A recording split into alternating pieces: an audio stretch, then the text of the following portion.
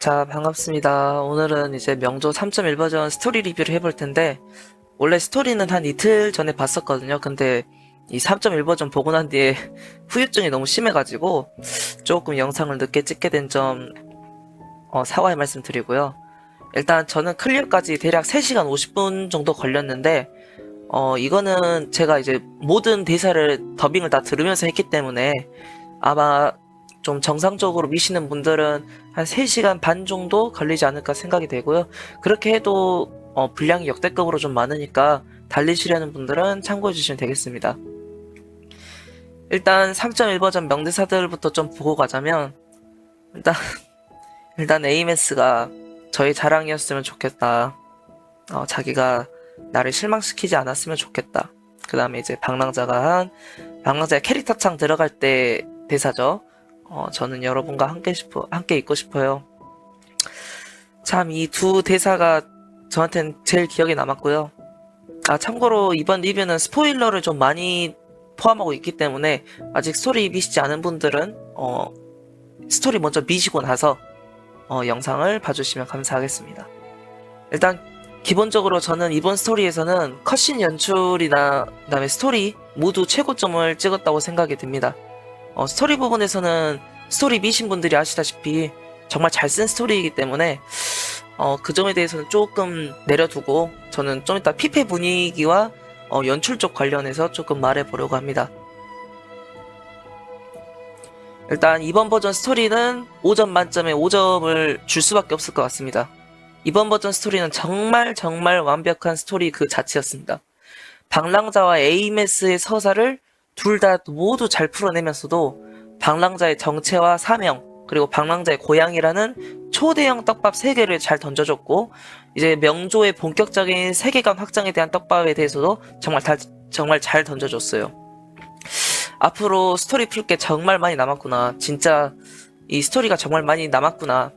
3.0 버전 들어와서부터 스토리 자체가 좀 빠르게 진행된 감이 있었는데, 이 코로게임즈가 스토리를 빠르게 풀고 싶다는 느낌이 좀 들었었어요. 근데 이제 3.1 버전에 떡밥 던져준 거 보니까 그 이유가 3.1 버전에서 드러났다. 이렇게 생각하고요. 그리고 AMS 중후반 파트에서 쿠로게임즈답게 이 피페 분위기도 정말 잘 연출해낸 것 같습니다. 자, 이제 본격적으로 이번 피페 분위기에 대해서 좀 얘기를 해보자면, 일단 개인적으로 저는 피페물을 좀 좋아하는 편이거든요. 근데 물론 피페 분위기 자체에 좀 거부감을 가지시는 분들도 있어요. 이거는 이제 개인 취향 차이기 때문에 아마 3.1 버전 미시면서 조금 불쾌감을 느끼셨던 분들도 계셨던 것 같아요. 근데 그렇다고 해서 이게 억지스러운 피페냐, 억지스럽게 연출이 됐냐, 그건 아니긴 했어요. AMS의 상황에 대해서 자연스러운 피페 분위기이긴 했고, 그래서 저는 이번 스토리를 보고 나니까 이번 스토리에서의 피페력이 개인적으로 플로로 스토리를 좀 뛰어넘는 수준의 피페력을 보여줬다, 이렇게 생각을 합니다. 그래서 왜 플로로 스토리보다 좀 더한 피페력을 느꼈냐. 일단 기본적으로 플로로 스토리를 좀 다시 보자면, 방랑자와 플로로는 서로 적대 관계였죠. 스토리를 밀 때 당시에. 방랑자는 그때 검은해안 소속이었고, 플로로는 이제 잔성의 소속이었으니까요. 하지만 이제 방랑자와 플로로가 서로 이제 좀 협력을 하면서 이제 좀 스토리가 진행이 됐는데, 마지막에 결국 파국으로 좀 치닫는 스토리에서 서로의 이해관계가 어긋나고, 그다음에 애증에 관한 암울함이 좀 스토리 전반적으로 베이스로 깔려 있었던 느낌이에요. 근데 이제 여기에 플로로의 과거 사연이 덮이면서 피폐력과 안타까운 감정선을 건드리는, 이게 두 가지가 한꺼번에 터지면서 저는 개인적으로 기존의 스토리들과 좀 색다른 맛의 고점을 찍었다고 생각을 했었거든요. 플로로 스토리가. 그래서 이번 AMS 스토리에서도 가족의 후회 사랑이라는 특정 감정선을 확실하게 타고, 그다음에 그 감정선을 확실하게 건드렸다는 게 플로로 스토리와 비슷하다고 생각을 해요. 근데 그래서 이제 다시 AMS 스토리를 간단히 돌아보자면, AMS 스토리를 밀면서 방랑자와 AMS 간의 가족의 서로의 이제 본받음 등등을 확실하게 보여줬죠. 그다음에 특히 작은 집에서 과거 방랑자와 어린 AMS 간의 기억을 봤을 때가 있었는데, 이제 그런 장면들, 그런 연출들로 인해서 가족애를 확실히 강조를 해줬고, 이제 그렇게 스토리가 전개가 되면서 그 후에 이제 시길룸도 쓰러뜨리고 에이메스가 방랑자한테 어리광도 좀 부리고 자신의 속마음도 털어놓고 방랑자에게 에이메스가 숨긴 진실도 고백을 하고 그렇게 이제 방랑자가 모든 걸 받아들이고 이제 솔라리스의 미래 앞을 향해서 나아가려고 했죠. 이제 그 후에 아카데미로 다시 돌아가서 에이메스가 팬클럽에서 노래도 부르고 방랑자랑 사진도 찍고 지붕에서 같이 이야기도 하고 이때까지는 솔직히 스토리 미신 모두가 해피해피한 에이메스를 구원하는 엔딩이라고 생각하셨을 거예요. 근데 이제 왜 스토리가 안 끝나지? 왜? 왜 이제 여기서 엔딩 크레딧 올라가면서 끝내야 되는데? 왜 이 스토리가 더 전개되면서 분위기가 이상해지지? 그렇게 이제 스토리가 좀 전개가 되면서 에이메스의 자기 희생으로 엔딩이 나버렸는데 이제 이 자기 희생, 그러니까 에이메스가 자기 희생을 하는 과정에서 이 피폐력이 정말 최대치를 찍어버린 거죠. 이제 왜 그러냐? 에이메스가 자기 희생을 하는 과정 중에 방랑자가 시길룸 시점으로 이제 막으려는 그 과거로 돌아가려는 에이메스를 막으려는 장면이랑 그 다음에 시길룸을 쓰러뜨리고 방랑자가 에이메스를 찾으러 그 강의실에 들어가가지고 같이 이야기를 나눈 장면들이 있어요. 이제 그런 연출에서 에이메스의 진짜 속마음이 드러나죠. 에이메스 자신이 방랑자를 지키지 못했었다는 죄책감과 그다음에 방랑자에게 말하고 싶지 않았던 방랑자의 정체와 과거 그 다음에 그 사실들을 자기 혼자 감당하려는 마음의 짐으로 담아놨던 점 방랑자를 구하기 위해서는 자신이 희생하는 게 불가피한 점 그 다음에 자신의 실수로 인해서 만들어진 시길룸이 방랑자의 주파수를 흡수할 때마다 느끼는 죄책감 이런 것들이 이제 이 피폐스러운 분위기와 좀 맞물려서 엄청난 시너지를 냈다고 생각합니다. 그리고 이러한 점에서는 에이메스가 단순히 자기 희생을 통해서 방랑자를 구했다 이게 아니라 이 가족애라는 엄청난 감정선을 스토리 초중반에 건드렸잖아요. 결국 방랑자는 에이메스를 구하지 못했다는 상황과 그 속에 숨겨진 에이메스 속마음 속에 그러한 피폐 분위기스러운 장면들이 나오면서 저희가 봤을 때도 그다음에 스토리 자체의 피폐력도 좀 플로로 스토리보다 농도가 짙게 느껴졌다 이렇게 생각이 되고요. 그래서 또 플로로 스토리와 좀 비교를 하면 그러니까 또 이제 한 가지 덧붙이자면 플로로 스토리에서는 과거의 방랑자가 플로로에게 우리 언젠가 다시 만나자. 내가 그때 돌아올 테니까 그때까지 좀 기다려달라. 하지만 결국 방랑자는 플로로를 다시 만나지 못했죠. 기억을 잃어버렸기 때문에. 그래서 과거의 방랑자의 선택이 불러온 나비 효과가 플로로 스토리였다면 이번 에이메스 스토리는 이제 앞에 있었던 스토리들에서 파수인, 카르티시아, 유노 같은 희생한 캐릭터들을 어떻게든 살려냈잖아요. 그러한 전례가 있었잖아요.